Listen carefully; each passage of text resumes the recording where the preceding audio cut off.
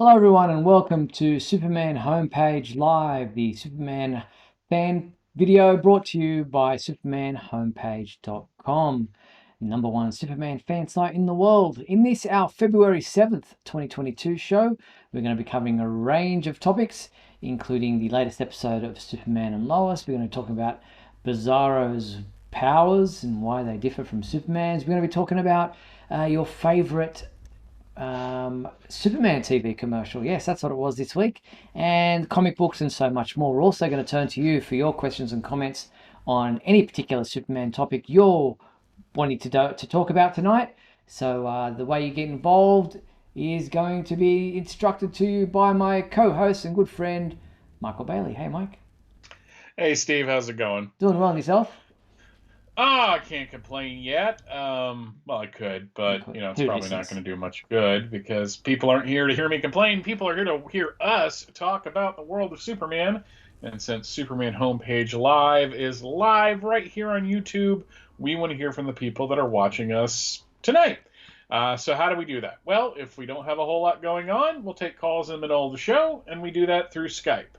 Go to Skype, search for Superman Homepage, and send us a message that you'd like to be on the show. Now, a couple of things. Wait for us to get to you. Don't just try to call us because it can screw things up. Also, if you are watching Superman Homepage live through an external speaker and we have you on, please mute that because we are on a bit of a delay and that can really screw things up. Yes, indeed. And for those who are tuning in live via YouTube tonight, we encourage you and invite you to be part of the comments.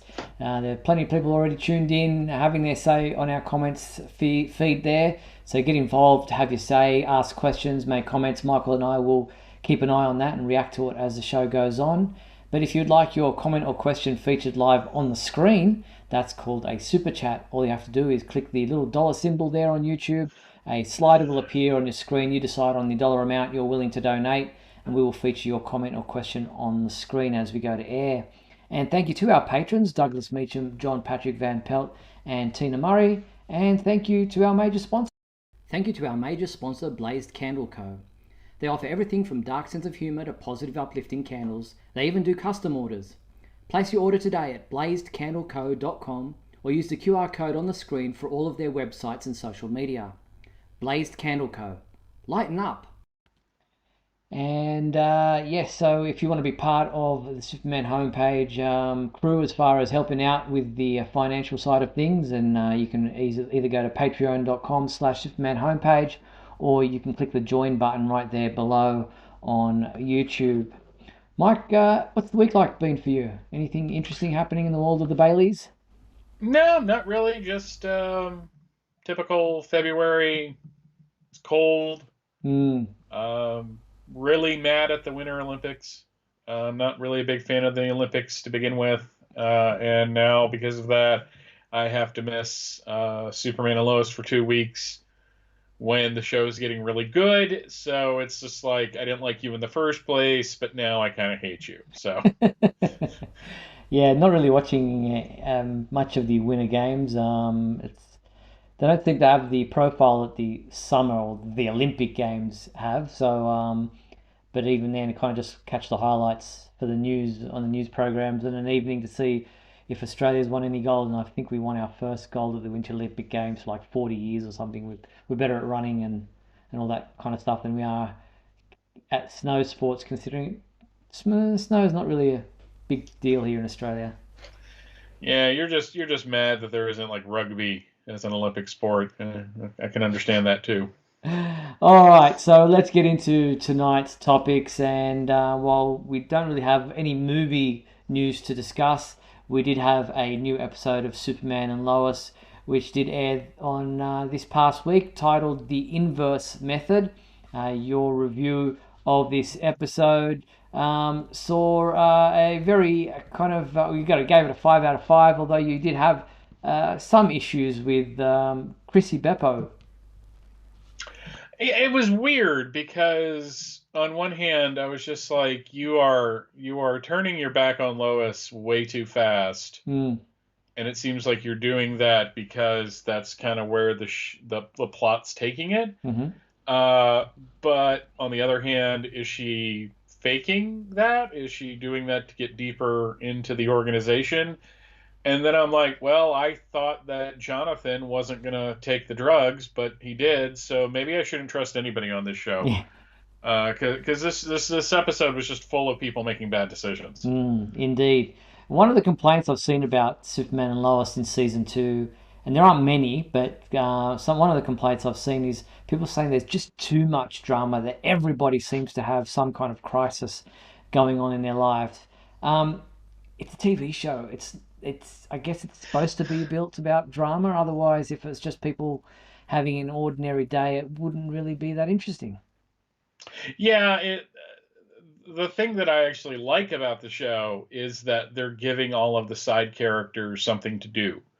They all have their own plot line. They all have their own kind of story going on that I'm finding personally kind of engaging with what's going on with everybody.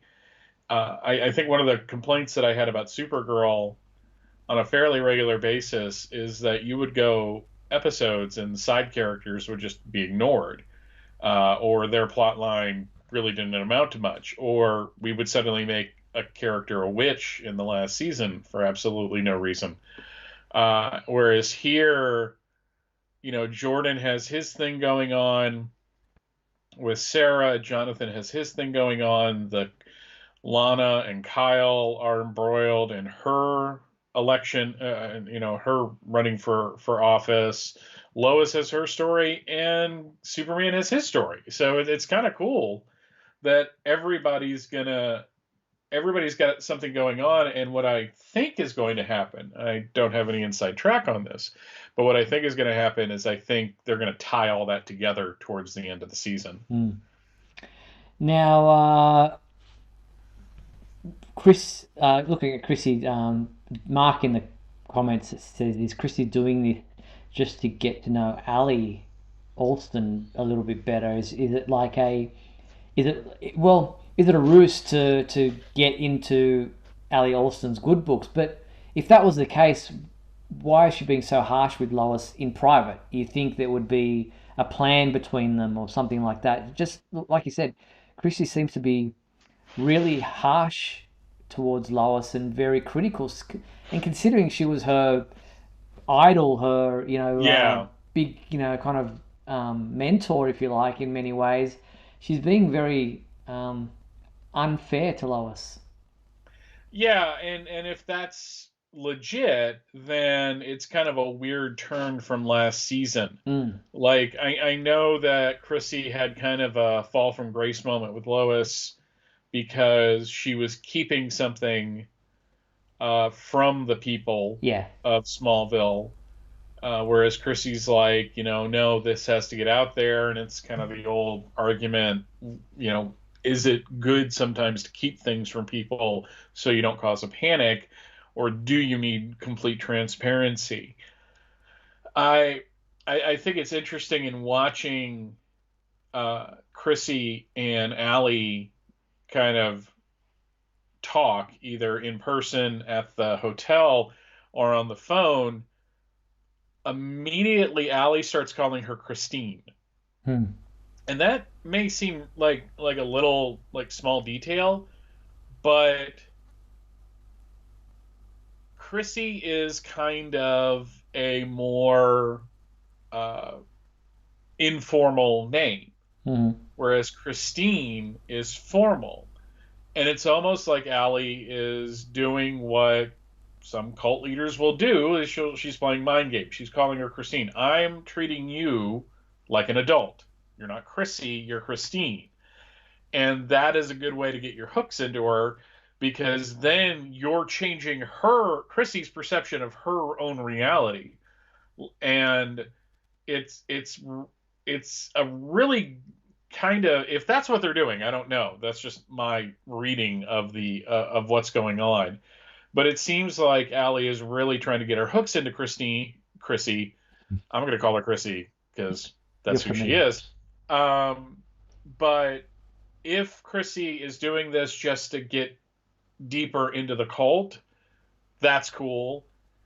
If she's getting caught up in it, that's I don't know what that says about her Hmm. character, or are they just saying, even somebody who is as smart as Chrissy can get involved with this? But that is actually, it's actually something. The Vow is the docu-series that HBO did about Nexium, Hmm. and one of the things that they talked about was that these types of cults do not look for stupid people. No. They want smart people. They want successful people because that makes them look better. And to a large extent, it is easy to think that somebody who is successful or who is intelligent can get kind of hooked into this because she's playing on what these cults do is they play on your insecurities Hmm. and they start kind of rewiring your entire thinking. So if we're seeing that happen with Chrissy, that's kind of interesting because we've definitely seen it with Lucy. Yeah, yeah, for sure. Yeah, that's another angle there with Lucy. Different version to what we saw in Supergirl. It's played by the same actor, Jenna Dewan. But this Lucy is at the end of her tether. She's a woman who's, very angry, very desperate, very negative towards Lois. John asks a question, Patrick Van Pelt, like, why does Lucy blame Lois for what happened between her parents? And that's an unfair one because Lois says, hey, I was 8 at the time. What kind of influence could I have had on their relationship? And that you can't blame an 8-year-old for what happened between their parents, but obviously Lucy does. And that could be something that Allie was kind of playing on. Mm, If Lucy felt adrift and Allie used that as a way to kind of hook her in, then if they're talking about her private life, then I can very much see it's just like, well, maybe Lois pushed your mother away. It's not mm. your fault. It's everybody Yeah, else's. yeah. So You could play the uh, victim. I I was trying to kind of line this up with her being she was the head of the DEO at the end of the first season of Supergirl. But if everything kind of fell apart then, that's 5 years ago. So that lines up Yeah, this is a with, different continuity, definitely. yeah. So it could work, but you'd have to like kind of look at it sideways to make Yeah, it work. yeah. John also says if Clark Kent's father, Jonathan, was in the army, why haven't we ever heard that mentioned in any past TV shows or movies? It's something they've just done for the first time here. I can't remember ever being mentioned as being part of the army in any other version of the role of the series of the story. Um, but yeah, just every movie, every TV show kind of adds its own flavor to the backstory. And he was in the comics in when they did the revamp in '86. At first, he was a World War II veteran, but then they Mm. decided to kind of retroactively change that to him being a Korean War vet because it was a big kind of talk. Like when Clark killed the Phantom Zone villains, Jonathan's like, "Well, I had to kill people in the war. I know that can weigh heavily on you." So it's not out of the realm of past comic book versions of the character, but television and movie wise, I mean, John Kent in Lois and Clark was like a hippie. Yeah. So um, John also asking in the comments why Mitch Anderson he doesn't trust him, he doesn't listen to him. There's obviously because I think it's a two-way street there. He feels like, listen, you told my predecessor pretty much everything about yourself, and you're not telling me you're not working with me as closely as you worked with him. What are you holding back? And by the same token, Superman doesn't trust Mitch because he's creating like the Superman of America, which they did go there. They named them that yep. in this episode. We've kind of done that before the episode did, but there's a mistrust going both ways between Mitch and Superman. Yeah, and that makes perfect sense Yeah. because especially since Mitchell has taken his symbol and put it on military operatives that Superman doesn't believe are ready to do what they're going to do. And newsflash, they weren't, because two of them got murdered in in the course of this episode. Yeah, indeed. That wasn't a great way to go down. So Tag was the only one of the three to make it out of there alive. And he did pick up the medallion that Hmm. will be an interesting plot that we will follow closely to see exactly what that medallion is, what it does, what its properties are.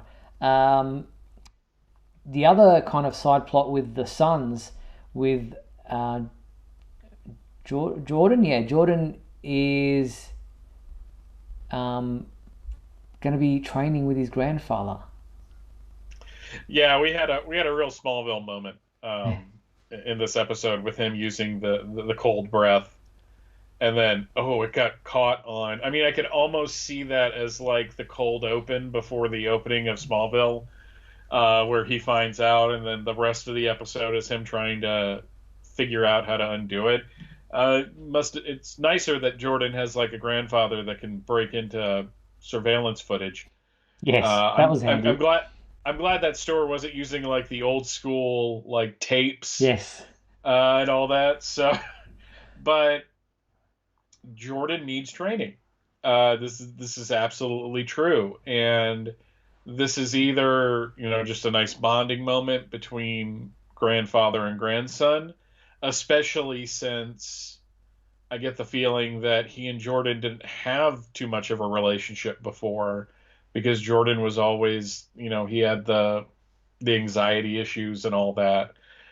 But also, I'm hoping that it's like, well, you're not doing this, Clark, so I am, and that makes Clark think I really got to start training this kid. And then Jonathan has, sorry, I always get them mixed up between the two of them, but so Jordan has the powers. Yeah, Jonathan, he's having his drug issues. You didn't think he would go there, but he went there. He took the drug, yeah, and it made him, what was it, like telescopic vision? yeah. Basically, gave him telescopic vision, where he was able to kind of pinpoint things in a distance and see them better, leading him to have kind of a hallucination or a sense that the crow was really closer than he was. And Mm, my favorite part of that is that Nat was totally aware that the guy she was with is high as a kite. mm. So it's with what we saw in the trailer for the next episode, this may be not a good development at all. But it is funny that he gave in to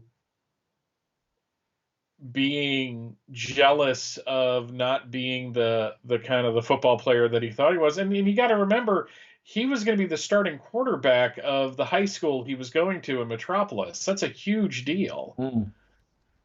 So you can understand why he's in the predicament or in the headspace that he is. Yeah, yeah, definitely. Uh, then with the Cushings, it's not enough that we've got Lana running for mayor, but now we have the side story that her husband was cheating on her. Yeah, I was kind of disappointed in that. Again, everybody makes bad decisions in this episode, because they were doing such a good job of setting up that the family was gonna kind of not hide from their issues. And one of the things that I was thinking is that this is actually a good opportunity for Lana, because she can use this as kind of political judo, Mm, where they're saying, "Oh, look, her daughter tried to kill herself. Her husband was an alcoholic." You could then say, "Yes, we've had all these problems, but we're working through them. Everybody has problems, so I understand that better than this rich guy that has a stranglehold on the city." But having the affair, I if Kyle doesn't tell her before it comes out, it's going to be ugly. yeah, indeed. And then you got John Henry and his daughter Natalie. He's been put in hospital because he tried to help out with the Bizarro fight. And Natalie's not happy about that and blames Superman for not protecting him. Um, is this going to be an ongoing problem? I was actually more weirded out that she wasn't more afraid of Superman. Yeah, at all in any of these episodes. Like, I could see her not being afraid of Clark because the disguise is effective. He's just a normal looking guy. He's Mm. wearing normal clothes. He's got glasses. But he's standing there in a costume very similar to the one that a man who murdered her mother wore when he murdered her mother. So one of my co-hosts, Bethany, on the Superman and Lois tapes, was saying she was a little more concerned about Jonathan at the moment. I mean, John Henry at the moment. At least too many J names on this show, by the way. Just want to put that out there. Uh, and I agree with that. It's like her concern. But John, as injured as he was, if he's breathing on his own, that's a really good sign. Because that means that the damage is probably extensive, but it's not something he's out of like life-threatening danger at he that can point. recover from this point. Mm-hmm. Now, obviously, to the Superman side of things with this episode, we had both he and Bizarro continuing to have each other's visions. He's seeing what Bizarro's seeing, Bizarro's seeing what he's seeing. It seemed to um, have the medallion seems to be the cause of that in many ways. And when they came within proximity of each other, it brought them together. It was like a magnet. It was like, it was a drawing effect towards each other. And it wasn't until it was removed and fell off during the fight that I think that kind of stopped happening, and maybe they won't have each other's feelings or thoughts or visions anymore. But that was an interesting fight, the way that he came to Smallville. I love the tethered torn cape. And yeah, John Henry is showing himself to be the hero he was in stepping in and using the hammer without his gauntlet and being able to make a difference. Yeah, when I was watching them together and there was that kind of weird energy effect between the two of them, I'm like, I don't think he's drawing off his power, because they both seem to be. Superman didn't seem to lose any of his abilities, but is he drawing off like an essence? Is he like what is this creature? And I think that's kind of the more fascinating aspect of all this, is that I think it's cool that we got Bizarro. Now I'm interested in where he came from. What is he? Is he involved with Allie's thing? Is Allie the person that Dr. Faulkner was talking on the radio to? I mean, on the phone with? Is that how?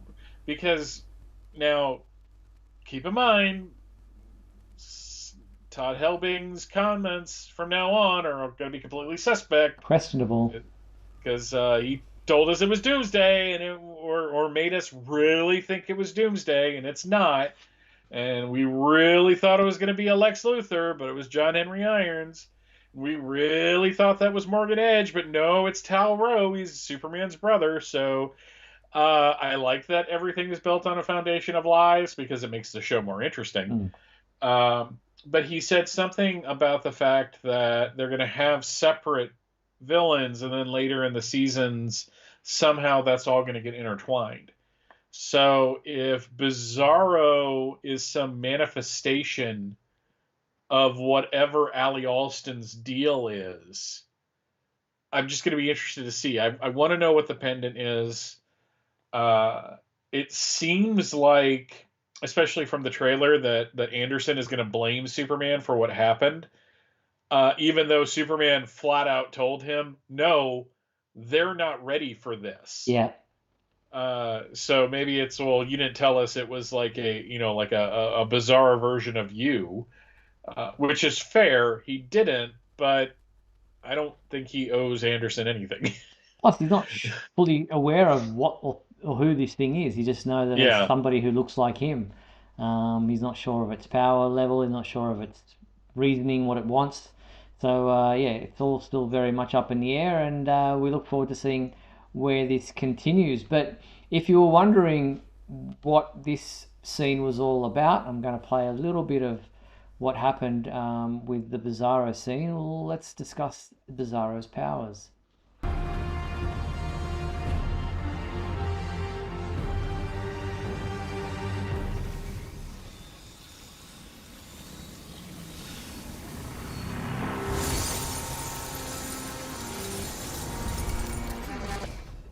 there you see him there using fire breath. Yeah. So it's at one point in time in the comics, Bizarro's powers were like Superman's. He had heat vision. He had freeze breath. He's got all the same powers as Superman. He was just a twisted version of the character and spoke in a really weird backwards way. But at one point in time in the late 1950s, Bizarro started having the opposite powers to Superman in that he had heat breath and freeze vision. And this first took place in 1976. It was. We had this comic book, which was the first to depict it. There it is there, Superman number 306, but it actually took place in number 305 the month before, November and December of 1976, where his vision and breath powers were flipped. As I mentioned, there on the cover you can see him using freeze vision. Yeah, I like how, and they've played with that a lot in the post-Infinite Crisis stuff as well. I like that they're going all out for this. The flame breath was interesting. I just assumed he stopped and had like some like really really hot wings before heading to the salt flats, not the Arctic, which is what I thought it was, but it was the salt desert. So yeah, I got to start paying attention. I got to stop drinking so heavily when I'm watching these episodes. A couple things that people are talking about in the chats. Mind the Gap says he assumes this is Bizarro is from a literal Bizarro world and not just a clone. That's an interesting idea. Is that what Allie is tapping into when she's doing this whole inverse method? Mm. And because it would be an inverse of our world. And Michael Ballack says, do we think that this is Bizarro as the abilities of the Sandman Superman from the 70s? And that would be an interesting direction. It's just like there's no wrong here from what everyone's suggesting. It's all really good ideas. Yeah, very, very true. Anything is possible in this version of the character's story. So, yeah, interested to see where the whole Bizarro thing leads us now that they've revealed that it's Bizarro, now that we have titles like, as you said, the inverse method. What does that mean? Is that referring to Bizarro? Because they also reference that as part of Allie's whole project, in her talk. So, yeah, we'll have to wait and see where things go there. All right, we're going to take a quick break, play some messages, and then come back talk more about Superman and Lois right after this. We'll be back in a moment with the exciting climax of today's episode. So stand by.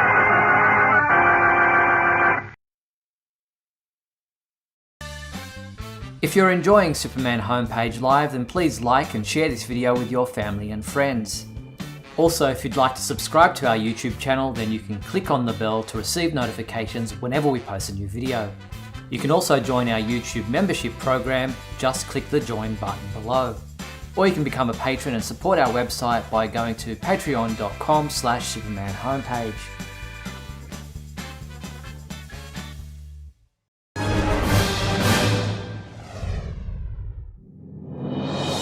Up in the sky. It's a bird. It's a plane. No, it's SupermanHomepage.com, the #1 Superman fan site in the world. SupermanHomepage.com, covering the world of Superman from the 1930s to today. News, reviews, rumors, and reports. SupermanHomepage.com for all your Superman comics, TV shows, movies, cartoons, radio shows, and more. Everything you ever wanted to know about the Man of Steel and more. SupermanHomepage.com. Thanks, Superman Homepage, for all the support over the years. I really appreciate it. I'm Matt Bomer. I'm the voice of Superman and Superman Unbound, and this is the Superman Homepage. Right here on Superman Homepage.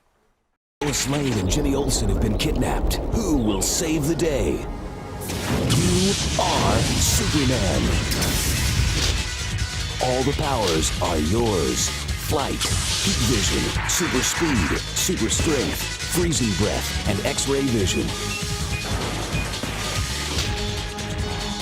Buy early and receive a DC Comics Collector's Edition Superman comic book. Superman, the New Adventures video game.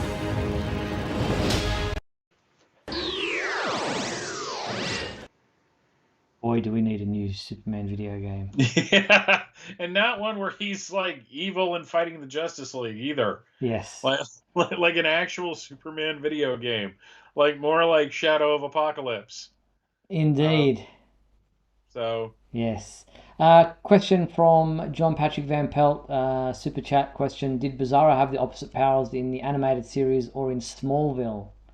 No, I believe he just had the regular powers. yeah, I think that's. Keep in mind, season 7 is the one season of Smallville I've never watched. Not for any personal reasons. It's not like I have hate it or anything. No. It's just I just never have gotten a chance to sit down and watch it.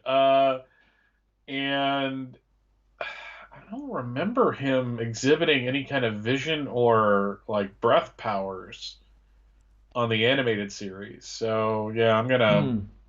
Yeah, I'm gonna go with normal standard Superman powers. Yeah.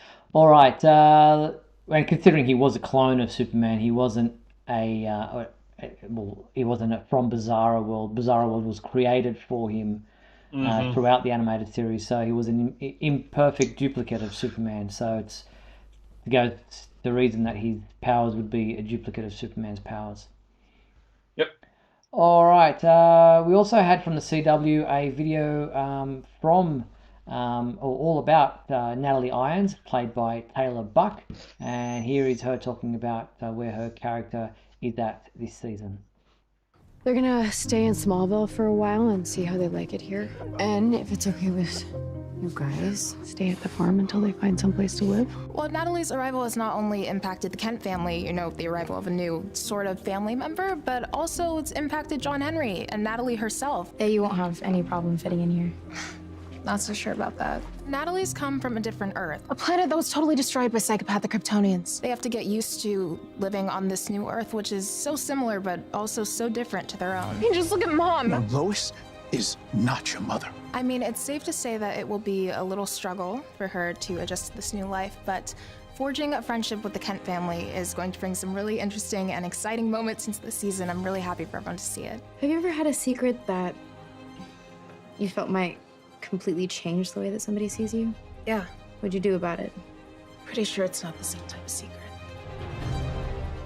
There you have it, Natalie, Taylor Buck talking about her role as Natalie Irons for season 2 of Superman and Lois, and it's kind of been a pretty good addition to the series. I've loved the dynamic between her and the Kent boys. Yeah, I mean, they've added characters, and I don't think it's detracted from anybody else. Like we were talking about earlier, everybody has their own story. So now we wait for the 5th episode of season 2 of Superman and Lois, which won't air now until the 22nd of February, because the show is on a 2-week break due to the Winter Olympics taking place, and I think also you got like the Super Bowl happening there. that's more towards the end of the month, and probably wouldn't have any effect on them because it's on a Sunday. Fair enough. So the next episode is titled "Girl, You'll Be a Woman Soon." The synopsis was only recently released. It says Lana, Kyle, and Sarah prepare for Sarah's quinceañera, but things don't end up going as smoothly as they'd hoped. Clark finds himself struggling with feelings of guilt about what happened to John Henry, and Lois worries that she might have been wrong about Allie. Meanwhile, Jonathan learns that retired General Sam Lane is planning to train Jordan. Lastly, Chrissy goes searching for the truth about Lois. And here is the promo for that particular episode, titled "Girl, You'll Be a Woman Soon." Check it out. Where is it? I should have it here lined up. I'm going to bring it in for us quick smart. Here is the next promo. All this talk about mirror dimension sounded crazy. You think this thing could be my shadow stuff? Why didn't you tell me that that thing you were chasing was you? It's not me. We're on the same side here. Every day I believe that just a little bit less. You're training this guy? Your parents may need Jordan's help. I made a huge mistake. My family's about to pay for it. What happened is not your fault, Clark. Superman and Lois. New episode Tuesday, February 22nd. Free next day. There you have it. There is the promo trailer for the next episode of Superman and Lois, airing February 22nd. Look, I'm actually going to miss it this week. I was thinking about that. I'm like, I'm not going to watch it on Wednesday. I'm not going to have my review on Thursday. I'm not going to be doing the show on, the other show I do on recording on Friday. It's just, I just want to see the next episode. Yep, I agree with you. John Patrick Van Pelt in the comments tells us the Super Bowl is this Sunday, February 13th. That's really early in the month. Usually it's more towards or is it in the beginning of February? Maybe it's late. I don't know. But it wouldn't be on the same night as Superman and Lois anyway. But no, it wouldn't. No, but thank you. Thank you, John, for giving us that detail right there. All right, so that's Superman and Lois for the next couple of weeks. We wait and see when that episode airs on the 22nd of February. But for fans who are in Europe, the Warner Media came out with some good news. If you're interested in HBO Max, it will soon be available in 15 additional countries in Europe, including Netherlands, Poland, Romania, Czech Republic, and Portugal. And a list of a whole lot of other countries coming where HBO Max will be available from March 8th. So that is good news for fans who are interested in getting HBO Max in those countries that don't currently have it. Yep, just got to break through all the different copyright. That's Siri. I don't know why she just suddenly spoke up. Why is Siri trying to get involved in our show? She doesn't have anything to do with this. No, weird. Huh. So yeah, HBOMax.com is the address to go to if you're interested and want to check out which countries they are. We've got a list of them on our website. Australia is not in Europe, so we are not listed there. But we do get quite a bit of the HBO Max shows already here on our Foxtel streaming service. All right. Now, it's kind of film news. It's kind of not film news. It's a fan film kind of adjacent story that we're going to talk about next. Back in 2019, DJC Films released their fan film titled Superman World War. And now this year, a follow-up series has been launched with episode 1 of Memoirs from Under the Yellow Sun, available to watch online. Here is the opening of that particular first episode of this new online series. Check it out.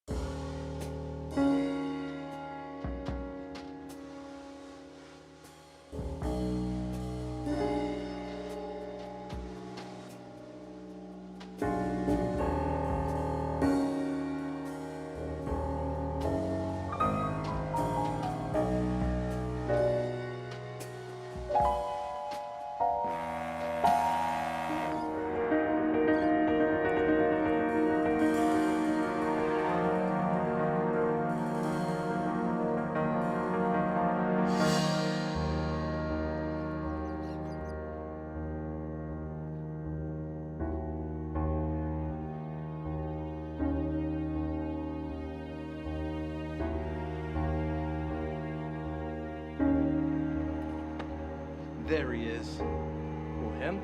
You sure? Yeah, he fits. Besides, I know a Nazi when I see one. All right, that's just a little bit of the Superman Memoirs from Under the Yellow Sun, a Superman mini-series from DJC Films. And if you never saw Superman World War, the 2019 fan film, you can watch it via our website. Donnie Callahan, the director there, creator of this series and that fan film, awesome guy. I met him in Metropolis at the Superman celebration back in, what was it, 2018? No, it would have been 2023. No, 2023 is the next time I'm going. It would have been 2018 where he was showing premiere previews of it at Metropolis at the Superman celebration. So, really great production values for that too. So looking forward to seeing this series play out over the next few months or however long it's going to take. Anything you wanted to add to that? Did you watch that first episode? I did not watch the first episode, but watching the clip that you just showed, even though I didn't have any audio for it, it feels very much like the first season of the George Reeves series. There's kind of a like gangster vibe to it, so that and like film noir, and I think that's kind of cool. Yeah. We have a super chat question from John. What is Bibbo going to be doing for Valentine's Day? Bimbo's keeping the pub open, the Ace of Clubs open a little later for all the people. We're gonna put up some hearts and stuff. I don't got no lady in my life, so I got the Ace of Clubs, so that's where I'll be. Very cool. Thank you, John. John also asks about the fan film Memoirs from Under the Yellow Sun. Is it all in black and white? No, there is some color in it. The scientist there that came off the ship there, you'll notice he opens, if you continue watching, the box that he's got in his hand, which has got a piece of kryptonite in it, and that glows green onto his face. So it's very film noir, but it's not completely black and white. It is, there are colors thrown throughout, which is really well done. Awesome. All right. Let's move into the comic book side of the world of Superman. Actually, no, before we get into the comic books, let's do our fan favorite segment of the show.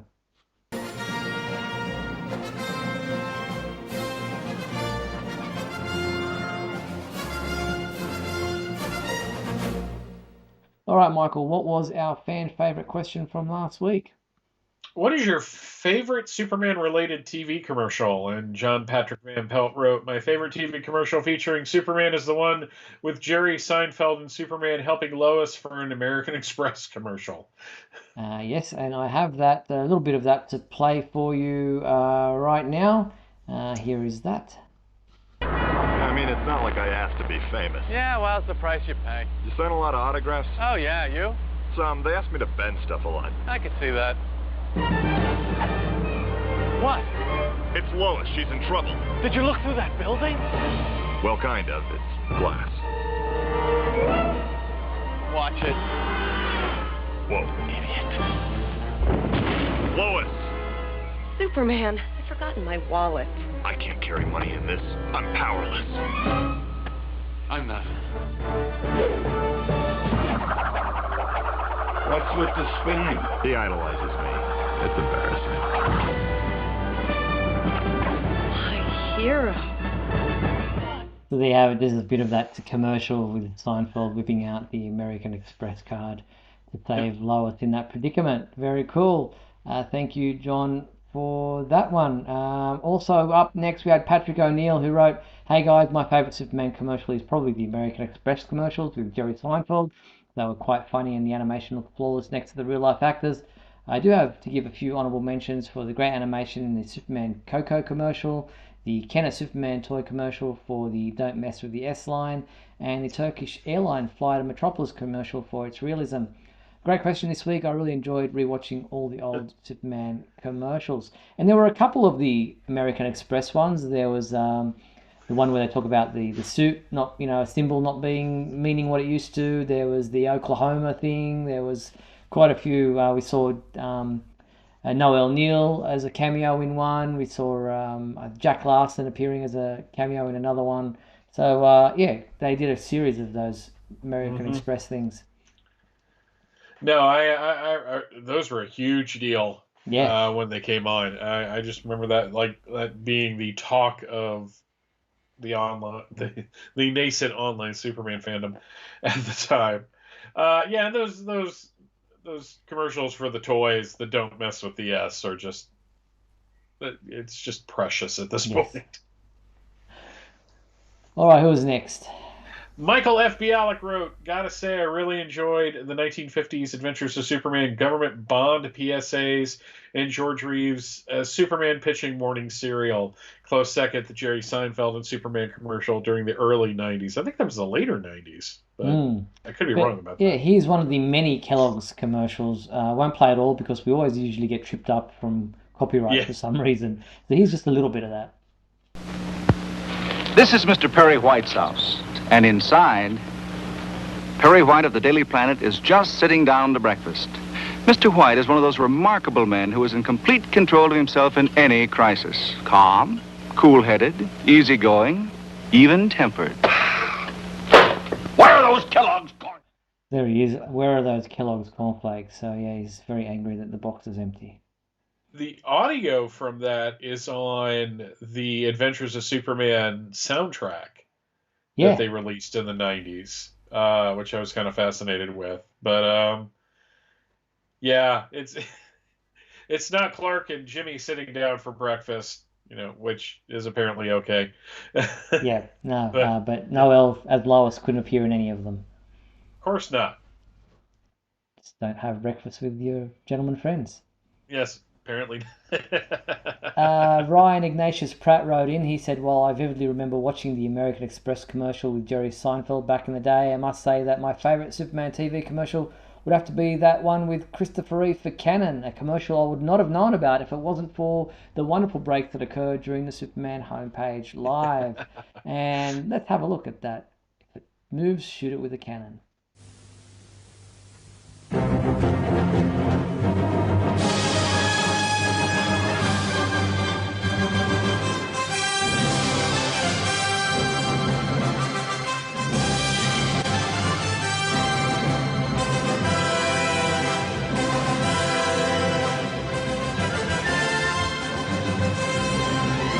This Superman movie is brought to you by Canon, the world's leading camera manufacturer. Quick and happy. Canavision 8 camcorders. I thought you were Superman, huh? Hey, I am. If it moves, shoot it with a cannon.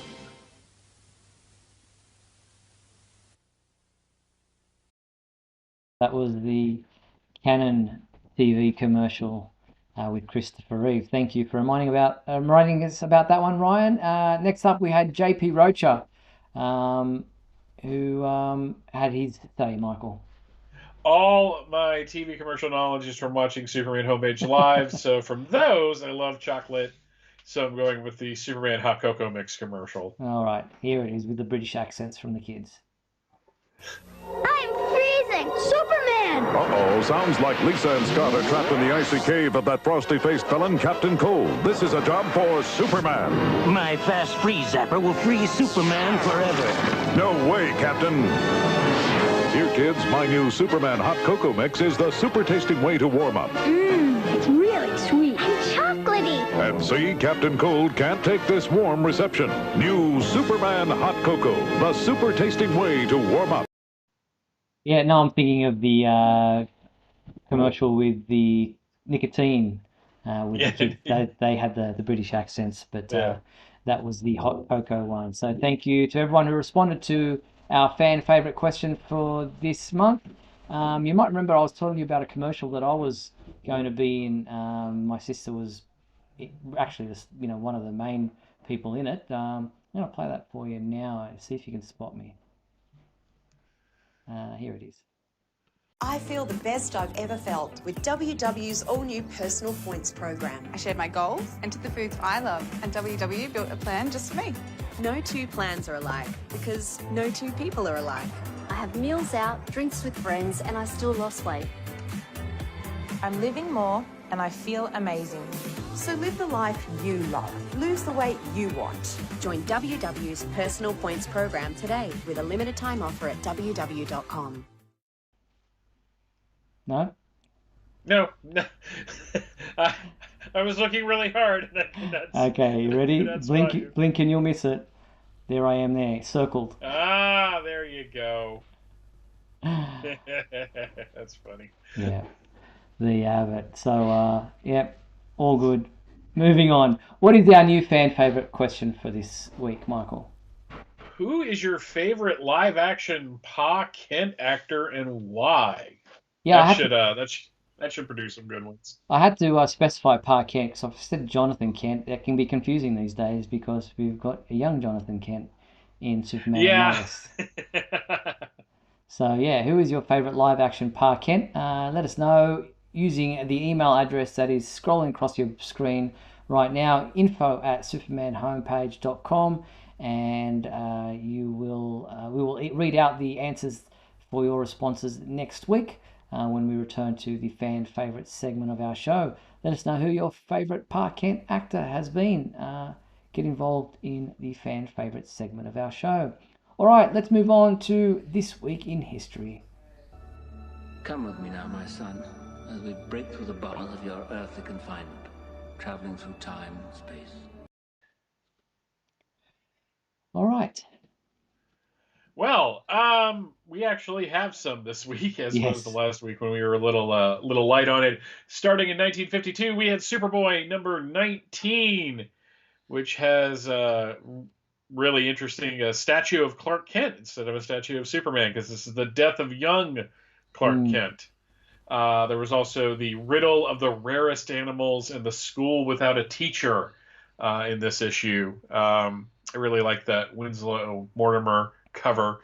Jumping ahead to 1962, one of my favorite Goofy Silver Age covers, Superman number 152, the Robot Master. Superman using his X-ray vision. John Byrne would use this and kind of make a play on it in Superman number 10 when Clark sees skeletons of Jimmy, Lois, and Perry when he enters an elevator. There was also the Super Baby captures the Pumpkin Gang and the TV Trap for Superman. So jumping ahead to what? A very full issue. Yes. Jumping ahead to 1972, Have Horse Will Fly, because apparently we're still going with that Terraman thing, I'm assuming. Also, we have the Superman time capsule in Superman number 250, which has a really cool Neil Adams cover of an aged Superman who is not filling out the costume like he did before. Going to 1982, we have Superman number 371, Kandor Lives Again, the Ross Andrew cover, and there was a backup feature, which looks like to be a Private Life of Clark Kent story that was called Mind Over Money.